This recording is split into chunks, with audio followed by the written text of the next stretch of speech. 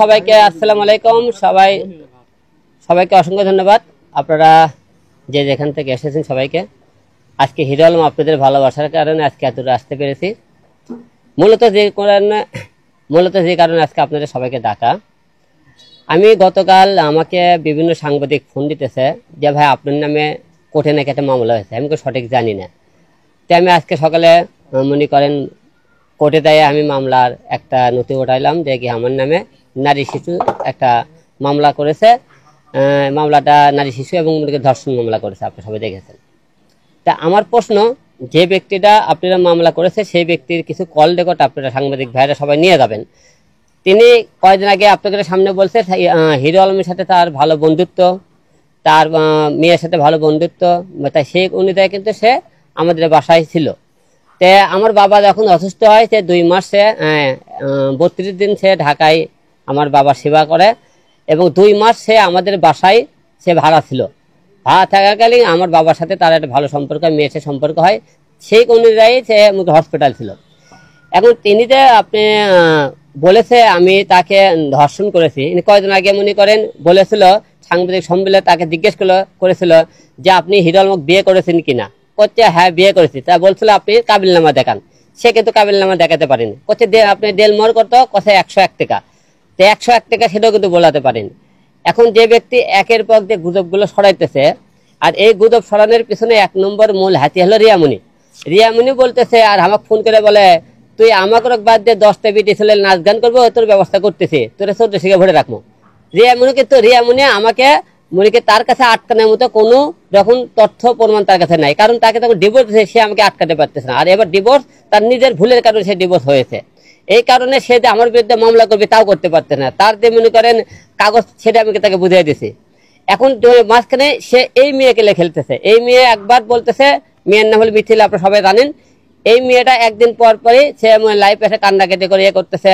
রিয়ামণি আর ওই 2 জন সাংবাদিক সম্মেলন করতেছে, সে অনেক কিছু বলতেছে, দেখতেছেন। এখন প্রশ্ন হলো যে আমার মেয়ের বয়স হলো 13 বছর। 13 বছর আমার মেয়ের বয়স। সে আমার মেয়ে তো 13 বছর বয়স, সে তার বলতেছে তাই নাকি প্রেগনেন্ট ছিল। প্রেগনেন্ট ছিল কত মাসে? সাংবাদিক জিজ্ঞেস করছে 1.5 মাসে। কত 1.5 মাসে যদি আপনি প্রেগনেন্ট থাকেন, তে আপনি যে বাচ্চারা নষ্ট করলেন, আলম কি জানে? কয় না। আপনি কি গর্ভবতী হয়েছে? আলম জানে? কয় না। তে আলমের মেয়ে 13 বছর বয়স, সে তোমাকে বলো বাচ্চা নষ্ট করো, তুই বাচ্চা নষ্ট করলে কাক দিয়ে, কাক শুনে? তে আমার কথা হলো যে সে যে সমস্ত বক্তব্য দিতেছে যে রিয়ামণি তাকে দিয়ে এই চালটা খেলাইতেছে এবং সে মানুষের কথা উনিয়ে চলতেছে। আমার কথা আইন চাই, সাক্ষী প্রমাণ। আপনি তাদেরকে বলবেন তার সাথে আমার দল বিয়ে হয়েছে, বিয়ের কাগজ দেখাবেন এবং 4 দল বাচ্চা পেটে থাকে, সে 1.5 মাস আগে বাচ্চা পেটে এসেছিল, সে বাচ্চা আমার মেয়ের কথা উনি সে নষ্ট করেছে, আমার কথা বলেনি, তা আমি জানিও না। তো তার সাথে যে আমার শারীরিক কোনো সম্পর্ক থাকে সেই প্রমাণ আপনাকে দেখায়, কারণ ওই মেয়ে সম্পূর্ণ আপনাকে আমাকে হ্যারাসমেন্ট করার জন্য রিয়ামণি এই খেলা খেলতেছে। আর প্রশ্ন হলো যে আপনারা কয়েকদিন পর পরই আমি মিডিয়ার সামনে কথা বলতেছেন, এই যে আর আমার সম্মান মান কয়েকদিন পরে হয়রানি করার চেষ্টা করতেছে, অবশ্যই এদের বিরুদ্ধে একটা মানহানি মামলা অবশ্যই করবো। এরা যদি তথ্য প্রমাণ করতে না পারে, রিয়ামণি এদের নামে অবশ্যই কিন্তু আমি মামলা করবো। মূলত কথা তারা আমার সম্মানটা হানি করার জন্য উঠে পড়ে লেগেছে আর কি। আপনাদের কাছে এই দুটো আছে, তারা যে আমার বিরুদ্ধে মামলা করেছে সম্পূর্ণ মিথ্যে বানোয়াট, এবং সে বলেছে মিডিয়াতে হিরো আলমের কাছে আমি কাজ করার জন্য গেছিলাম, কাজ করে আমাকে নায়িকা বানানোর কথা কয়ে সে এই কথা বলছে। আপনি ভালো করে খবর নেবেন, ওই মিডিয়ার কোনো ব্যক্তি না। তার মনে করে স্বামী আছে, তার স্বামীর নাম হলো চমন, 2টা ছেলে সন্তান আছে। ওই মেয়েটা যে মেয়ে আমার সাথে বিয়ের কথা বলতেছে, এবং তাদের সেই মেয়ের স্বামীর সাথে মান অভিমান চলাকালীন তার সাথে পরিচয় হওয়ার পরে জাহিদ নামে একটা ছেলের সাথে তার এরা পরকীয়া স্বামী ধরার পরে সেই জায়গার থেকে সে মনে সম্পর্ক হওয়ার পরে আমার মেয়ের সাথে তাদের সম্পর্ক হয়। আমার পরে ঢাকা শহরে থাকার জায়গা হয় না, তখন আমার মেয়ের সাথে আমার বাবা ভালোবাসা আমাদের বাসায় তাকে 2 মাস রাখে। 2 মাস রাখার পরে এখান থেকে তার জামাই আবার চাপ দিলে সে এখান থেকে ঢাকায় আবার চলে যায়, বাসা ভাড়া নেয়। সেখানে নিয়ে যাওয়ার পর মনে করেন আমার বাবাকে সেই সেবা করে। এখন যে আমার মেয়ের নামে যে মামলাটা করলো 13 বছর বয়স, ভাইকে সবাইকে বলবো যে আমার মেয়ের এই 13 বছর বয়সে মেয়ের নামে মামলা করলো এবং আমার মেয়ে তার 1.5 মাসের সন্তান, আমার মেয়ের কথা শুনে সেই সন্তান কেন নষ্ট করবে? এই সমস্ত এবং আমার যে সমস্ত লোকজন আছে, সেলিম এবং আমার বোনকে, তার বউকে, সবাইকে আসামি করেছে। আমার কথা তুমি হলো যে এখানে এতগুলো লোক আসামি করলে এরা কি কোনোটাকে ছিল? তুমি বিয়ের কথা বলে তোমার বিয়ের কোনো সাক্ষী প্রমাণ আছে? তাহলে কেন তারা আমার এই সম্মান হানি করতেছে? আর সম্পূর্ণ একটা শ্রেণীর লোক আগে থেকে হিরো আলমকে হ্যারাসমেন্ট করার চেষ্টা করতেছে অনেকভাবে, কিন্তু অনেক টাইমে তারা পারতেছে না। না পারার কারণে তারা করতেছে কি, এই রিয়ামণি কালকে দেখবেন মনে করে লাখ লাখ টাকা, আজকে দেখবেন কালকে দেখবেন অনেক টাকা দেখাইতেছে আপনাকে।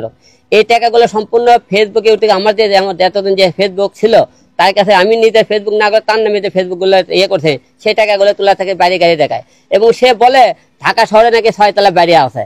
সম্পূর্ণ মিথ্যা কথা বলে ঢাকা শহরে বাড়ি দেখে, আর 2 বোন বাড়ি ডান্স করে এবং মনে করছে আমার বাবা বিজনেস করে, আর বাবা 2টা গরু কিনেছে, 2 বোন সে গরু চড়ায় বাইরে বসতে, আর কয় হলে বিজনেস করে।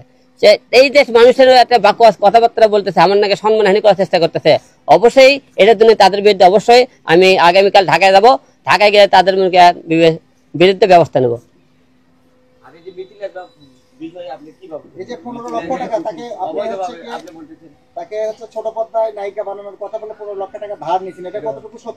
আসলে ওই তো মিডিয়ার লোকই না, তাকে 15 লাখ টাকা, সে তো মনে করেন বাসা ভাড়া দিবে পারে না। ঢাকা শহরে তখন বাসা নাই, তখন তো টাকার অবশ্যই আমার বাসায় আছে ভাড়া থাকতে, 15 লাখ টাকা সে পাবে কোথা থেকে? 15 লাখ টাকা দেখলে তো সে দিতে পারবে। আর 15 লাখ টাকা যেসব আপনাকে মিডিয়ার সামনে বলতেছি, 15 লাখ টাকা আমি তো নিয়ে থাকি, সাক্ষী প্রমাণ দেখাতে পারে তাহলে অবশ্যই 15 লাখ টাকা আমি দিয়ে দেবো, সে সাক্ষী প্রমাণ দিতে পারলে। যে কোনো জিনিসই যদি মনে করেন বিয়ের কথা বলতে পারে, সে বিয়ের কাগজপত্র দেখাতে পারে, তাকে আমি বউ হিসেবে গ্রহণ করে নেবো।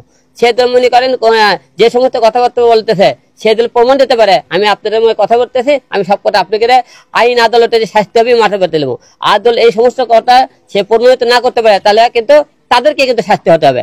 ওরা মনে করেন ধর্ষণ মামলা তো সোজা না, এখন ধর্ষণ মামলা সরকার নিয়ম করছে, কেউ তো মুখে ধর্ষণ করে ছেলেটা যত অপরাধী মেয়েরও ততটা অপরাধী। এখন সময় 2 জনের মনে করে খালি মামলা করলে না, মামলা তো অনেকে ধারা জানেন না। আলম ভাই, তাহলে আপনার নামে যে মামলা হলো, আপনার পরিবারের সদস্যদেরকেও আসামি করা হয়েছে, এখন এই মামলা তো তদন্ত দিয়েছে পিবিআই কে, তো আপনি কি নিজেকে তার মানে সম্পূর্ণরূপে নির্দোষ দাবি করছেন? অবশ্যই আইনের উপর আমার আস্থা আছে, আদালতের উপর আস্থা আছে। আমার পরিবারের উপর যে তারা মনে করেন যে কথাগুলো বলেছে, পিপিআই অবশ্যই আমাদের এটা সম্পন্ন হলে সুষ্ঠু তদন্ত দান করে।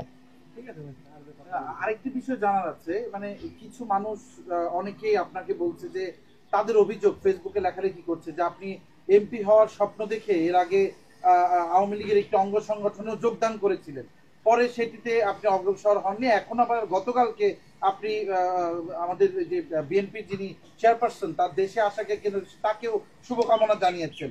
আপনি কি দল পাল্টাচ্ছেন কিনা, নাকি যখন যে দেশ তখন সেই দেশ আপনি ধরছেন? একটু যদি ক্লিয়ার করতেন বিষয়। আসলে হিরো আলম শুরু থেকে কোনো রাজনৈতিক দলের সাথে যুক্ত ছিল না। আপনারা অনেক টাইমে অনেক জায়গায় দেখেছেন, আমরা আওয়ামী লীগের টাইমে যারা বাংলাদেশের সমস্ত সেলিব্রিটি আছে, নায়ক বলেন নায়িকা বলেন, তারা বিভিন্ন প্রোগ্রামে তাদেরকে কিন্তু টাকাতে নিয়ে যাওয়া হয়। বিয়ে বলেন, সেমিনার বলেন, আওয়ামী লীগের পার্টি বলেন, বিএনপির পার্টি বলেন, আমরা কিন্তু যে কোনো জায়গায় যাই। সেখানে দেওয়ার পরে আপনাদের মধ্যে অনেক লোক অনেক রকম প্রশ্ন করে, সাংবাদিক ভাইরা, যে আপনি যে আজ আওয়ামী লীগের আপনি একটা অনুষ্ঠানে এসেছেন, আপনি কি আওয়ামী লীগে যোগ দিয়েছেন কিনা?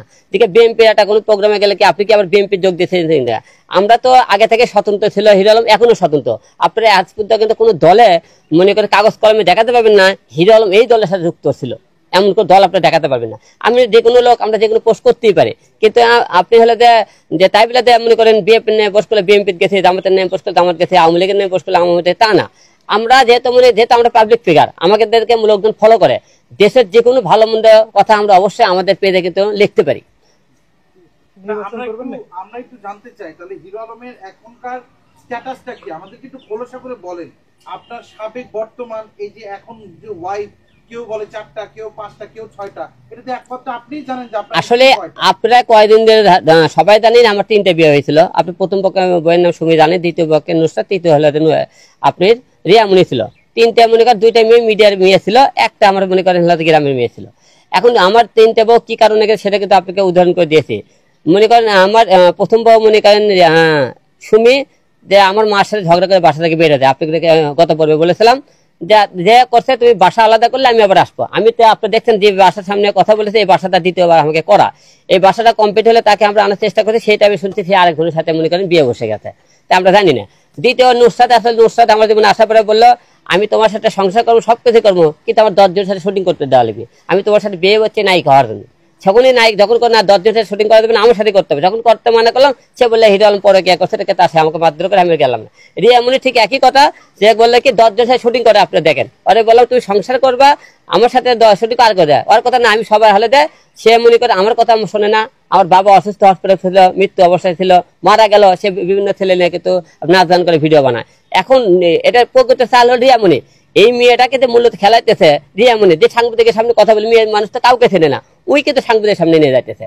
এবং ওই আর মেয়ে আবার দেখবেন ওরা দুইজনে সেই গালাগালি তারকে কল রেকর্ড শুনবেন, দুইজনে সেই গালাগালি তারা আবার 2 দিনের গলা ধরে ঘোরে, 2 দিনের করে মনে করেন হলে আমার নামে মামলা করতেছে। তার এর মধ্যে বোঝা যাবে মূলত টার্গেট হলে রিয়ামণি এখন একটা রিক্সাওয়ালা দেখলে থু মারে।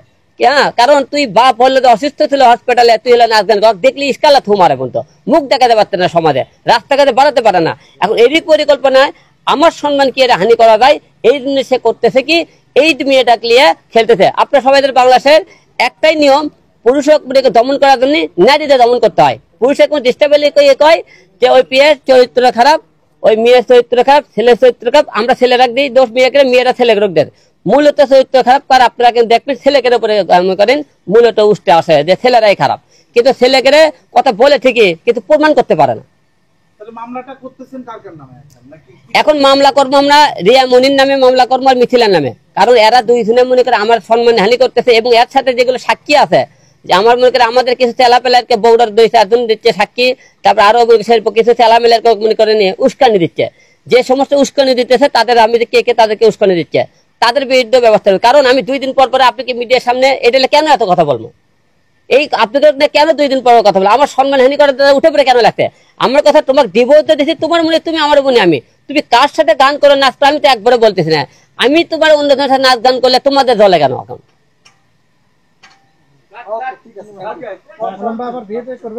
না সংক্ষিপ্ত কথা না।